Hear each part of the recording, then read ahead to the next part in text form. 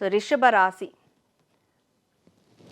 இவங்க எந்த முருகரை வழிபடணும் அப்படின்னு பார்க்கும்போது பழனி முருகர் வழிபடுறது இவங்களுக்கு ரொம்பவே சிறப்பு கொடுக்கும். அது என்னென்னா வாழ்க்கையில் ஒரு முறையாவதோ இல்லை வருடத்துக்கு ஒரு முறையாவதோ, சில பேருக்கு மாதம் பழனிலாம் போயிட்டு வருவாங்க. இவங்களுக்கு எப்படி கன்வீனியண்ட்டாக இருக்கோ அந்த மாதிரி இத்தனை மாதத்துக்கு இத்தனை நாட்களுக்கு ஒரு முறை நான் பழனி போயிட்டு வந்துடணும், அந்த மாதிரி ஒரு விஷயத்தை ஃபிக்ஸ் பண்ணிவிட்டு பழனி போயிட்டு அந்த பழனி முருகரை தரிசனம் பண்ணிட்டு வந்தால், மற்றபடி மற்ற நாளில் கோவில்களுக்கு முருகர் கோவிலுக்கு போக முடியலனாலும் பரவாயில்ல, அவங்களுடைய வேலைகளை தொடர்ந்து செஞ்சாலும் பரவாயில்ல, ஆனால் பழனி முருகரை மட்டும் அப்பப்போ பார்த்துட்டு வந்துட்டா முருகர் இவங்களை சுற்றி சுற்றி வருவார். அப்போ இவங்களுக்கு என்ன மாதிரியான நிறை குறைகள் இருந்தாலும் அதை முருகர் பூர்த்தி செய்வார். ஸோ முருகர் பழனிக்கு இவங்களை கூப்பிட்றாரு அடிக்கடிக்கு.